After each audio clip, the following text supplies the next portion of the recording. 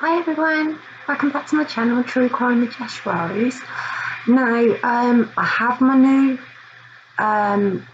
router for my Wi-Fi, but I did try and put a couple of videos up for my son earlier on his YouTube channel. It took a while. So I just think I'm not meant to have a fast router. But anyway, we're going to give it a go tonight again, and hopefully I'll get it up to you before next week. So I'll let you know in the next video. But yeah, I've been asked by a couple of people to do more current videos. So I'm not saying I'm not listening, but this one does go back to 1987. I'm sorry, but it caught my attention. Now, it's not a programme I've watched on the telly.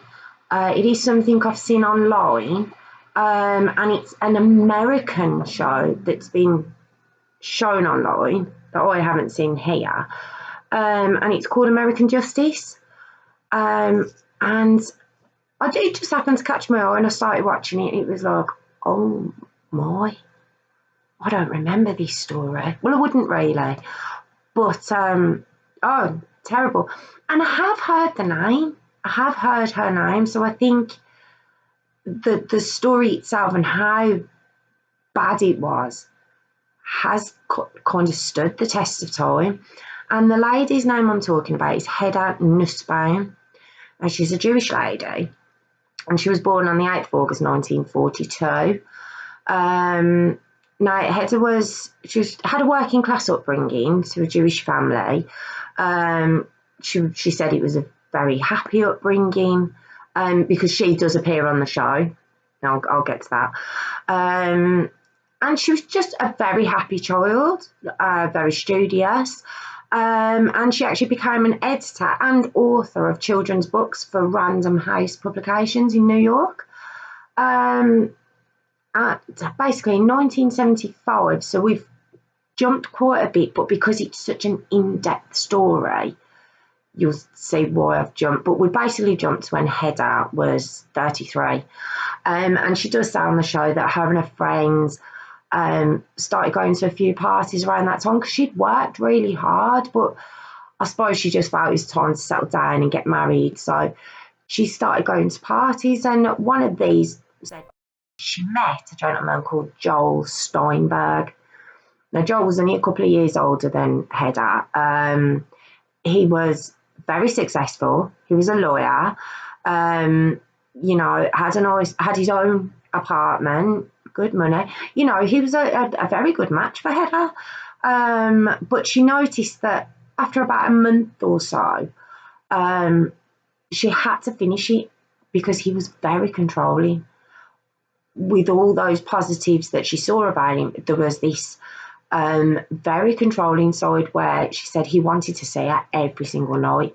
And for such an early relationship, it would be a bit off-putting. So she finished it, but she bumped into Joel a few months later. And she said from then, she fell very, very quickly.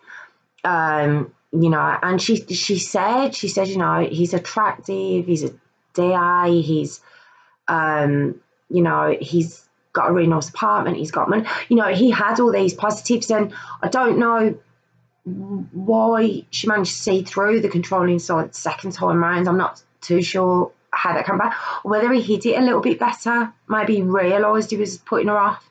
And basically, yeah, it starts to snowball from there. And in 1976, so only, a year later, she moves in with him into his apartment.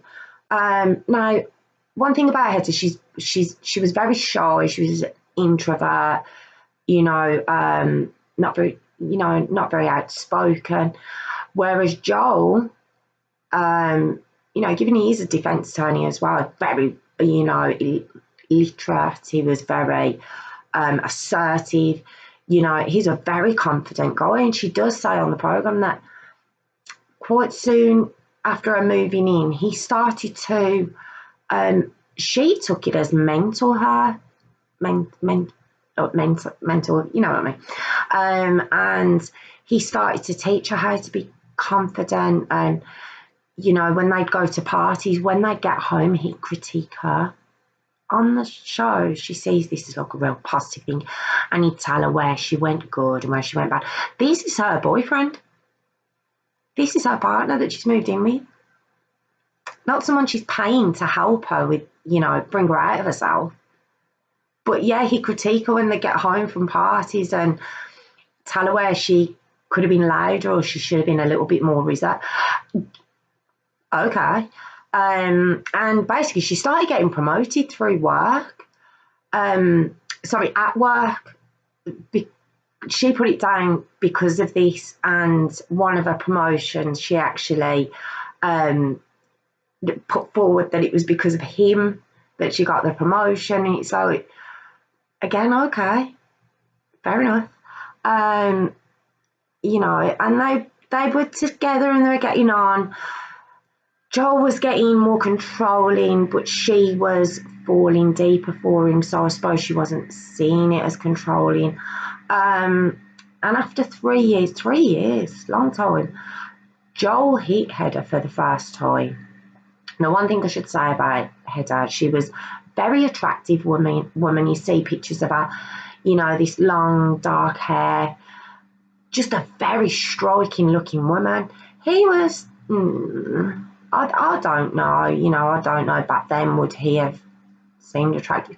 You know, you can find him online, Joel Steinburg, and let me know what you think. But yeah, she was a very pretty woman. But people at work started to notice that she started having bruises on her, because after that first initial hit that he did, you know, he waited 3 years to do it. After that initial one, and him saying, I'm sorry, you know, it'll never happen again, they started to come quite regularly then. And it was around this time as well, Hedda and Joel begun taking crack cocaine as a couple. You know, he was still, you know, kept his professional path. She did the same, but this was something they did, and he had very easy access to it because a lot of his clients were mob-based or drug dealers. So yeah, basically you've got the mixture of crack cocaine and a very controlling, you know, in-your-face kind of guy. And yeah, it was a very bad mixture. And even though people at work had started to see bruises appearing on her, she always had an excuse ready. I fell over. You know, we've seen it with Kellyanne Bates, didn't we? Excuses always at the ready. And basically would never hear a word bad said against Joel, ever. You know, she was very defensive of him. In 1981, they wanted to try and conceive. They wanted a family. Now, Hedda wanted to get married. Joel didn't. You know, he never told her why, or at least she doesn't say he said why. He just didn't want to get married. So, given, you know, how much he's fell from and how much time's gone by now, she makes a peace with that, but she does want children.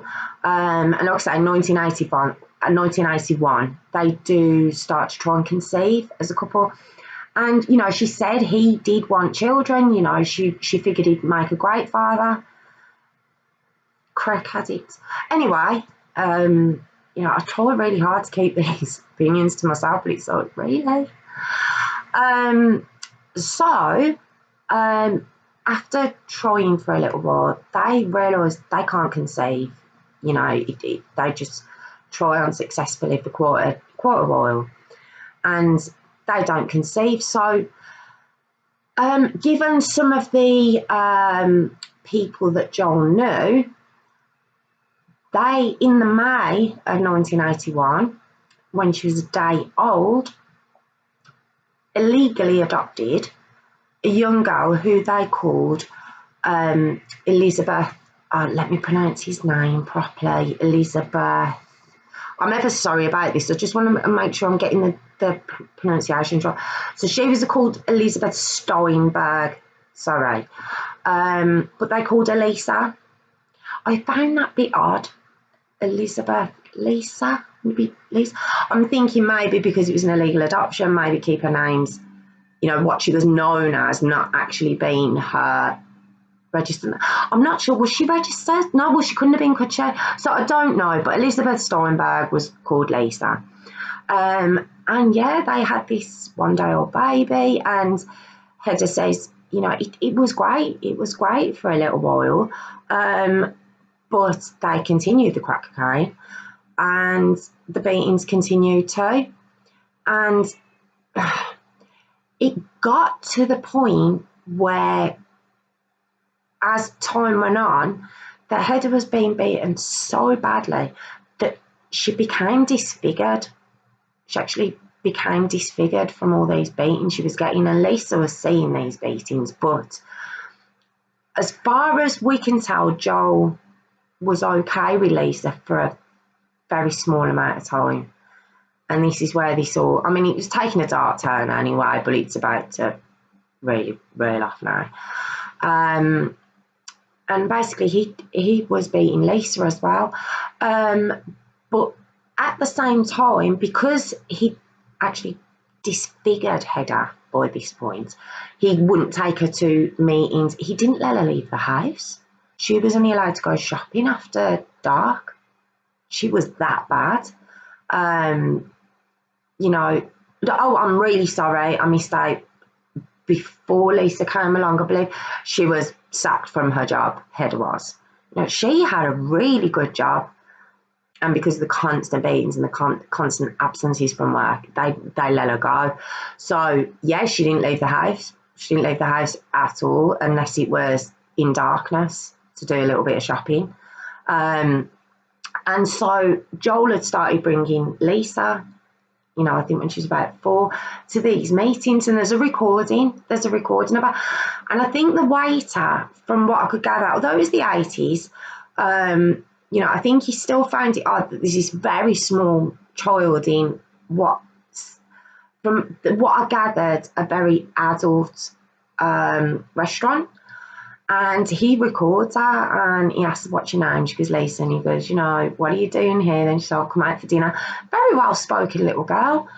And Joel used to do this, but it got to the point where he couldn't bring Lisa anymore.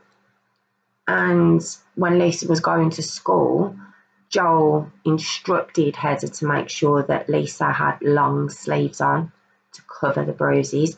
There was one heartbreaking photo of her, like, so on the program I watched, where she's just sat there with her head down at her desk, and it was Halloween, and all the other kids were all dressed up in their, you know, America takes Halloween very seriously, you know, and she was the only one who wasn't. And it's so upsetting. It's very upsetting to actually see the image, because hearing about it's one thing, but to actually see the image and have that in your head, it's devastating. So it's said that Joel thought to do the illegal adoption on with Lisa. He paid £500. And I believe the mum was supposed to get the proceeds of that. There's very different sources, so I have seen this in a couple of things, but please take it with a pinch of salt. But it was said that Lisa was supposed to be put with a Catholic family. Now, obviously, Joel and Hedda were Jewish. So it was a fully illegal adoption. But when Lisa was a couple of years old, they adopted another baby. It was a little boy. This time, and they called him Mitchell Steinburg. You do see photos of him as well with Joel. Very cute little boy. You know, I don't know if there was any mistreatment of him. There's not said that there was, other than a neglect, which I'll tell you about now. But on the 1st of November 1987, Lisa was in 1st grade, which I think it would put her about, she'd be 6. And about 7 p.m. that night, Joel rendered Lisa unconscious with a severe blow to the head, deemed to be a punch. And then he left for dinner with one of his clients. And when Hedda's telling this story, she just basically says, well, Lisa had asked, was she going for dinner with Joel against this, this meeting he was going to? And apparently Hedda had gone, go and ask him. And she said she heard the punch. I don't know why Joel thought it was necessary to do that for her asking, am I coming to dinner? I don't know, but he punched her unconscious, this poor 6-year-old little girl. And she was basically on the bathroom floor. Joel goes to dinner. Hedda's in the apartment with the 2 kids. She does nothing. Lisa hasn't got up again. She does nothing. She actually says on the show, well, I didn't know what to do, so I started fixing his files. You've got a 6-year-old little girl unconscious on the floor and you're fixing his files. And she says it on camera, more to the point. And years later, like, why do you still think that's okay? Like, she doesn't say it with, I can't believe this is what I was doing. It's just like, yeah, I thought I'd fix his files. Then Joel comes home, sees Lisa's still unconscious, still leaves her. So he leaves her too. And then they proceed to take some bit of crack cocaine, see the evening through. And it wasn't till 6 a.m. Nearly 12 hours have gone by before Hedda calls 911. Lisa's now stopped breathing. She's been on the bathroom floor that whole time, in the time that Hedda could have helped her. She could, as soon as he left, she could have helped her. So it says she calls 911, but Joel brings her to the hospital. Whether he goes in the ambulance, I'm not sure. Hedda stays at home with the baby. Bring the baby with you. Your daughter's in hospital. She's unconscious. So it said that Joel brought her in. The doctor said to him, she's in critical condition. She's very, very poorly. And apparently he just turned around. Well, it's not apparently, because you actually see footage of him saying it as well. Well, I thought she'd have a couple of neurological issues, but nothing she wouldn't get over. She was never going to be a great sportsman, but, she'd be fine. That's what he says back to the doctor. That's what he says on camera, that he thought, oh, she'll be fine. And he left. He went home. He left this poor little girl who could have come round on her own. On her own. Now, there's a lot of injuries found on Lisa. A lot of them. And they say on her chest, on her back, and around her head especially, to the point where you could still see the most current Bismarck in her face, which must have been the one that rendered her unconscious. So the hospital called the police. The police go straight to the family home. And when they get there, they obviously arrest Hedda and Joel straight away. But what they can't believe is how disgusting this apartment actually is. I mean, it's filthy, but when they look, there's blood spattered everywhere. And as Hedda's leaving, she puts on like what's it called now? Look at a headscarf. She has that on. You see the footage of them going, not reconstructed, you actually see the footage, and she's got like a headscarf on, and the face that you see of this woman is not the same woman you see in the photo. You see in the photos of her being younger. She's not that much older. It's only been 10 years. So you would, of course she'd have aged a bit, but this wasn't age. This was a full disfigurement of this woman's face. And they basically, while they're at the apartment, they're arresting them, they find this little 16-month-old Mitchell tied to his playpen, which is attached to Joel's desk, and he's filthy. He's absolutely filthy, and that was noted on Lisa as well. She had grinding dirt from the tops of her legs to the bottom of her feet. Same with Mitchell, very, very neglected, and just a filthy, filthy home. They saw like a bar that still had like hair and blood on it. It's like a house of horrors. It was just, and 2 young children were living it. Not only in the utter filth, but obviously the violence, because the violence was everywhere. There was blood everywhere, and obviously Lisa was, a victim of this violence as well. Hedda fully defended him when it came to Mitchell later on. She said that he never laid her hands on Mitchell. But very early on, this is early on now, when they get brought to sorry, it's such a complicated case, so I'm trying to make sure I get all the information to you. When they get taken to the police station, they're separated. When Joel's asked about Lisa's injuries, he's like, what injuries? She choked on a bit of food and she became unconscious. Utter denial from the get-go. And same with Hedda. And I think they said she sounded a little bit like a robot, and it was basically, my partner would never hurt me or the children. Just over and over again. And they noticed her face, there was a couple of black eyes there. And they started taking photos of Hedda from then. So you see this as it's happening.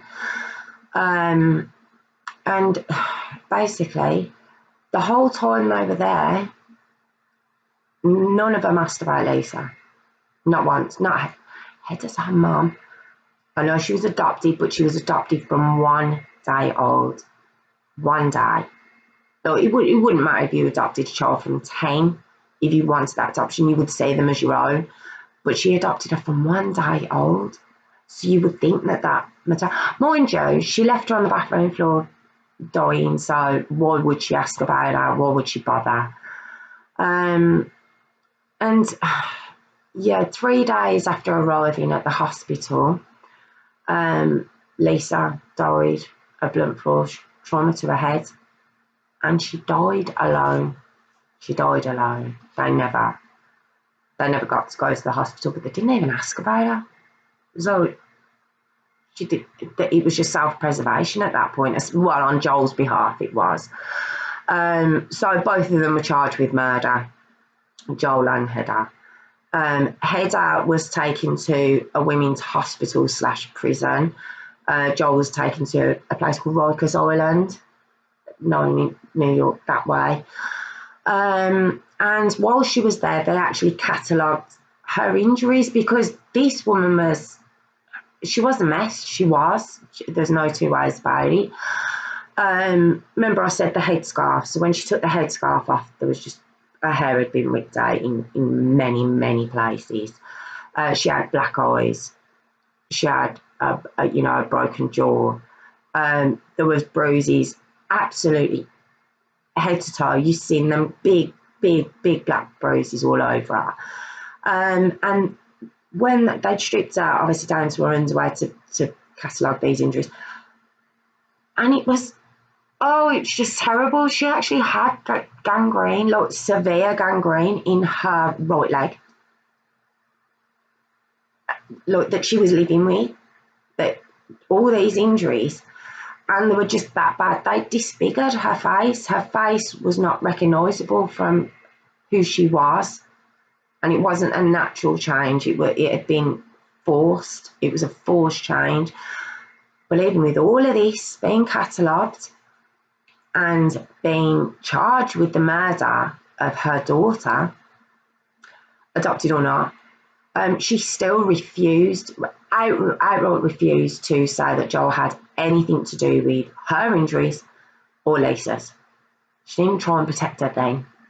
The little girl's died. She didn't even try and protect her then. It was still nothing to do with him.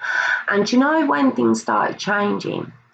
Well, Joel had an interview and I believe they played it to her. She heard about it in some way.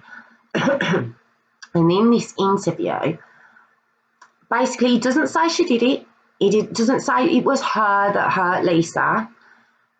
He just basically said he didn't. Which, if there's only the two of them there, what does that leave? He was basically saying, I was at dinner and I got a call. So he didn't out and out say, well, I believe Hedda did it. He just stated what he believed, not what he believed, sorry, what he wanted them to believe were the true facts. She changes her tune then. Self-preservation starts to begin then. He wasn't there for her daughter. He wasn't there for 10 years when he was beating the life out of her. But when you're being daunted by the fact you could be spending a very long time in prison, all of a sudden, I remember, yeah, it was him. It was. This story frustrates me so much, and it is a long one. I'm really sorry. It is a really long one, but it is a very complicated story. There's so many bits to it. And yeah, it basically everything comes out then. She admits he's been beating her for years, that it was him that obviously disfigured her. He obviously stopped taking her out to dinner, then he'd stopped taking Lisa to dinner because it was him beating her. So she then came forward and says, yes, it was, him doing it. What she doesn't admit at the time is the amount of people that had been trying to help her for years, who'd seen the bruises in the early days and, who tried to help her, tried to get her out. There was neighbours that heard the screaming and, would call police. There was help there. There was not only help there for her, there was chances for authorities to have helped them children as well. But she just always denied anything was happening. She always defended him. She claimed she was completely in his control, all of a sudden. I'm so conflicted with this one. I really am. Because I can't imagine what she went through for 10 years to the point where you're disfigured beyond any recognition of who you was. I can't imagine that. But to not help your daughter when you could, when he left. He was already beating on you. What would he do? Oh, surely then would have been the time to get help, surely. But basically, the pathologist deemed that Hedda was too weak. She was too weak a person, and she was also too weak physically to have been able to inflict the damage that was caused to Lisa, to cause her to die. And because of this, they dropped the charges against Hedda on the understanding that she would agree to testify against Joel in court, which she did. And it became a media circus. It was mental. You can see all the footage about it. It just became a huge case. To a lot of people, New York and nationally, it was huge. And she, by appearing and coming forward, she gave hope to a lot of women, in similar positions, and she gave hope that, you can get out of that kind of, like, you can stand up to that person. But it was a very split, it was a very divided city over what had happened, because you did have women defending her and saying, you can't imagine what she was going through. And then you had other people going, but hold on a minute, she was on her own in that apartment for hours when she could have helped that little girl. It was proven. It was actually proven. This is probably the hardest part. It was proven that even though Lisa's injuries were so severe, if Hedda had have actually called 911 or got us to the hospital, when it happened, she would have most certainly survived. what happened to her. So that's what I don't understand. Surely, although maybe not murder, but would that not class as manslaughter? No. I don't know. I've always said I don't know legal terms. I don't know, how things work that way. But I just find it so hard to believe that if you helping could have helped that person to live, especially a child, and you didn't, and you wasn't being physically restrained from helping, surely something should be done.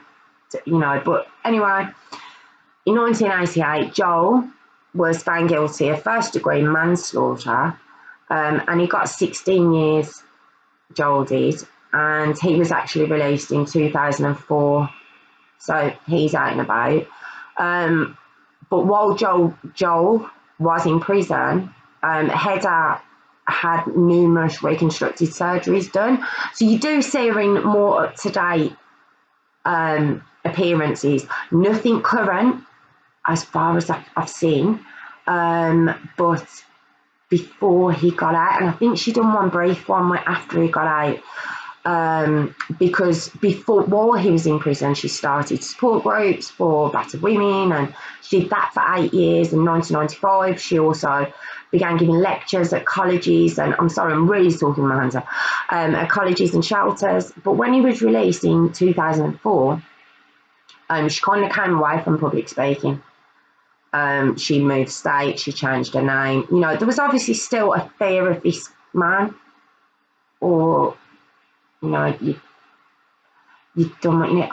Well, the reason I'm so kind of disbelieving is because she did write a book in 2005, though. Don't forget, he's been out a year. And she does the whole, I need to leave the state, I need to change my name, I need to disappear from public life. But a year later, she writes a book called Surviving Intimate Terrorism. And she does appear on a television show in America. And he does ask, he says, surely your neighbours are going to recognise you on here. And she says, well, I've just got to ask my neighbours, people I go to the gym with, people I work with, giving away all about her life. I've got to ask them, if you are watching this, please don't give my name away or where I'm living. So you're that scared, couldn't you have sent someone out to promote your book so they wouldn't have seen you? But she tries to explain the whole thing as the prolonged trauma she went through, and she was subjected to, apparently releases opioids that produce mental and physical numbness, so you feel nothing. This is what she says. And she's likened it to the Stockholm syndrome, which I've heard of, and it's where, it's a mental state. The Stockholm syndrome is where victims start to identify with their abusers and they start to feel something for their abusers, and that's what she was trying to say happened to her. But crack cocaine wasn't mentioned. That doesn't seem to come up far when they're saying what they were doing around that time. It's not questions. It could be me. It could be me. I could be being very, very harsh. I'd like to know your opinions on this story. If you'd like to watch it yourself, it's from American Justice. You can see it on YouTube, you can see it on various social media, social platforms. Is that the right one? But you know what I mean. It's out there. And if you put in Joel Steinburg or Hedda Nussbaum, or American Justice, it comes up and it's about 45 minutes long, nearly as long as this video. I won't bother watching. I'm ever so sorry, I just wanted to get all the information across. And yeah, just have a look, see what you think. I've never been in her position. I can say I wouldn't just sit there and fix files while a little 6-year-old little girl's dying. I wouldn't. But let me know what you think. Let me know if I'm being, too harsh. I don't know. But let me know in the comments. Thank you so much for watching. Maybe subscribe, like the video. I'd really appreciate it. Hopefully the next one won't be this long, so I do apologise, but I did just want to get everything out there. And yeah, hopefully the router is all good so I can go back to getting the 2 videos up. Thank you so much for being patient over this. I know there's been inconsistency in my videos, but I am trying to get that all back on track. So thank you again for joining me this evening. And yeah, let me know what you think. Thank you.